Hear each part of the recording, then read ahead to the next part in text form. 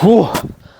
Being a small business owner right now is tough. Like, I swear, no matter what country you're in, it feels like more regulations are coming in, more rules are coming in that are working against us. And it just seems like more and more bad news no matter where we turn. How have you been coping with this? Every day has been a struggle. Last year I actually looked at taking on an apprentice, and when I actually weighed up the costs, it just wasn't viable compared to employing someone part-time. Small businesses operate under small margins, everything's going up. You know, it used to be a case of we want to train the young, now it's a case of we afford to train the young. Governments and other entities can say they're really trying to root for us and help us out, the small business owner. It just seems while they say that, the actions that are taken say the opposite thing. I'm really clear, I'm not coming back with more borrowing or more taxes. It really seems that we're up against a losing battle here, and big corporations are winning more than they've ever won before. Centrica, the owner of British Gas, has announced its half-year results, a profit of £2.1 billion. That's almost double the same period last year. Now, given we're in a cost of living crisis and this is a regulated industry, you might be wondering how they can be allowed to make massively increased profits. And not only that, now we've got AI disrupting our businesses as well. So, what are we small business owners gonna do about it? And don't go sitting there just simply declaring that we're all There's always a way to win, and I'm determined for you and I to find it. My business has been running for the last year, and over the Christmas holidays, my investor and I sat down and really reflected hard and looked at what have we achieved, much less than we wanted to, and what was the cause of that. Well, for us, a lot of it is working out what's the service that we provide. Because we're B2B, I need to get loads of feedback from business owners. And what I learned was that actually a lot of small business owners are just having a real tough time. More than anything, the biggest theme was we're all just having a real bloody tough time. And that's exactly what the experience has been like for me. It has been something that really didn't realise what I was getting in for. So my business investor and I, we came to a decision, and it's an ultimatum. My entire business is staked on this ultimatum. I've decided I'm going to share the entire thing with you. We're going to go on this journey together. While life as a small business owner may be friggin' difficult and stressful and a lot of the time lonelier than ever, do you know what? I'm going to share everything that goes well, that goes wrong. You're going to come along with me. If we foul our goal, at least I'll make some friends along the way and I can brighten your day every now and then. So what is this challenge? What is this ultimatum? I've got 12 months to grow my business from 1.5k a month to 15k a month for recurring revenue, or my investor pulls the plug and walks away. I've watched all the gurus tell us how we build a business, and now I'm going to do it publicly with you. Every up, and unfortunately, every down. I don't know what the outcome of this challenge will be, but either way, clock starts now. We've got 12 months to achieve this. The 15k a month means that all three of our salaries are covered and every overhead is going to be covered, and it has to be retainer work. We cannot rely on one-off projects because my first business was all retainer work, and it just gave us so much security in being able to afford all the salaries every month to make sure every team member can be employed. And that's exactly what the guys need. They need security. They deserve security.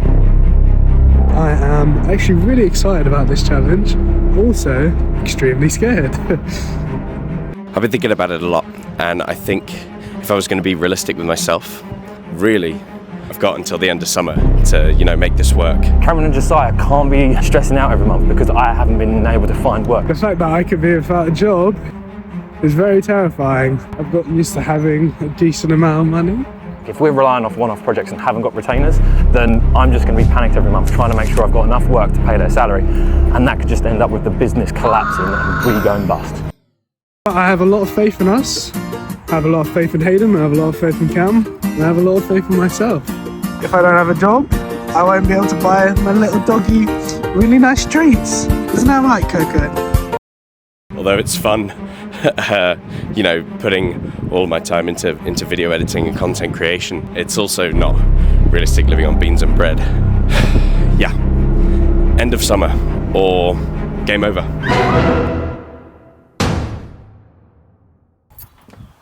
Who am I, and how did we get to this challenge? I am Hayden Bloomfield. For the last 2 years, my business has been an experiment, a process of run fast and break stuff to find what works. It was born out of my first business that I started 8 years ago. No, not that far back. At 21, I grew a garden maintenance business from 0 to £30,000 a month in revenue. Then it shriveled. because of my lack of people management skills, which had a lot to do with the fact I'd only just finished puberty. But what I was good at was the marketing and brand. Enough that it attracted an investor into my next business, who after having multiple successful exits decided I was worth taking a risk on. Now I have his experience to guide me, but the pressure of ensuring his investment pays off.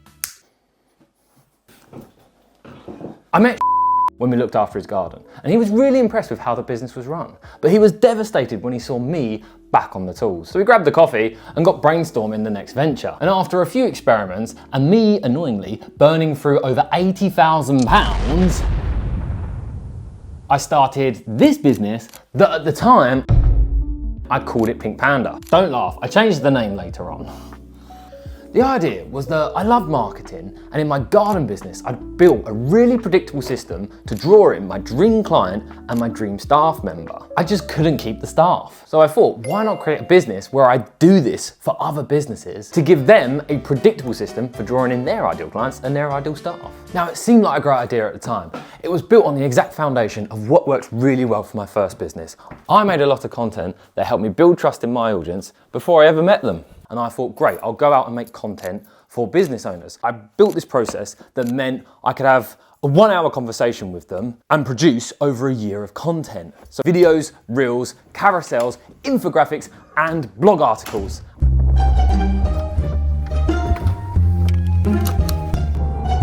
Now this idea didn't work. Now right here, we've mirrored the car scene, so I'm now traveling left to right. Something to do with story psychology. But we had a big internal debate whether this was a good idea or not. So let me know what you think in the comments below. See, the problem is, although we was providing a lot of content for business owners, there was 3 issues they had. One was they didn't have the time to utilize it. The second was they didn't have the know-how. They were experts in their field, not at managing their socials and building automations. And thirdly, it was the discomfort and the hesitance that they had putting themselves out there after they'd been on camera. So we had to scratch that idea and work out a way to solve those critical problems. And what we came up with was idea 2. This was to become a full marketing service. And this is where things really started to feel exciting. Had invested, so we had money in the bank. I then went and rented an office and employed 3 staff. And I was ready to build my multi-million-pound business. And this idea didn't work either, and it really didn't work. See, what I'd done is priced myself out of the market that I knew. I knew small business owners and they didn't have the money. I thought I was solving the problem for them. The fact that we would manage all the content for them, we would upload it, they wouldn't have to have any know-how, wouldn't have to use any of their time, and they wouldn't need to worry about hesitating to put themselves out there because we're doing it all for them. But as I said, it was out of budget. And the only people that could work with us were larger businesses. Despite the market research I'd done, I didn't get any case studies. All everyone was interested with was, who have we done this for and what results have they got? Back to the drawing board again. Now, idea 3 was to manage people's LinkedIn and help them find brand new clients, new leads through LinkedIn, because this is what everyone was asking me for. They want new leads. Because I got my biggest client in my garden company through LinkedIn, it seemed a good idea to manage people's LinkedIn and find them clients. And we joined a £3,000 program from Matt LeCave. And that taught us a lot about the systemization and what we need on LinkedIn, but we found there was a bigger problem that we need to solve. And now welcome the final idea. We're essentially back at idea 2, but with a lot more structure, a better system, and knowing our market a lot more. And this is where we are now, and it's in 3 stages. First stage, we call it the aftercare funnel. We give them a CRM system to manually track all their leads and what stage they're at, so they know who they need to follow up with. And we also help them market to their existing client base. So this is looking at every single person they've ever worked with and asking the question, do they know every service you could provide? And then stage 2 is, once that's working, we can then look at the customer journey. So when you do get new leads, how are you building trust with them to the point where they're willing to give you money to solve a problem? And we look at, firstly, is there a way to create content to save our client time? If they're always asking the same questions, let's make some content and put it into a system. And secondly, can we automate any of this journey? A big focus is saving business owners time. These robots, I debated for so long. I was like, I need to change them. I need to make something better, but I want to try and put across this visual example of automation. And in the end, I was just like, I give up. Let me know what you think I could have done, or if you think they just look crap, just give me some hate in the comments. Honestly, I deserve it. I deserve it. I should have put more effort into editing this section, but my brain Just didn't come up with any ideas, I'm afraid. As they close new leads and turn them into clients. Once those two stages are working, we go on to the final stage. Stage 3 is what everyone asked for, brand new leads. This is where we look at effective ways to bring in new leads for business owners, but only once they've got the first and second stage in place. So what we need to focus on is getting more and more clients on the aftercare funnel and stage 2 in order to make this challenge effective and successful. To achieve all of this, we needed two things. Firstly, a new name. I wanted a name with a strong meaning behind it and that would raise eyebrows when I explained the definition behind it.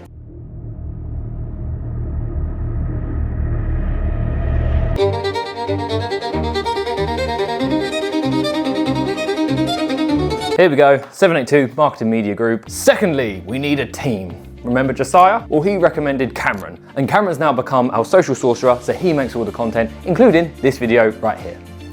And he had this important message for you. Subscribe and don't forget to turn on the bell.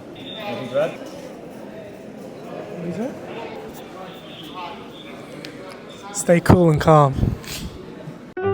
I meant stay subscribed.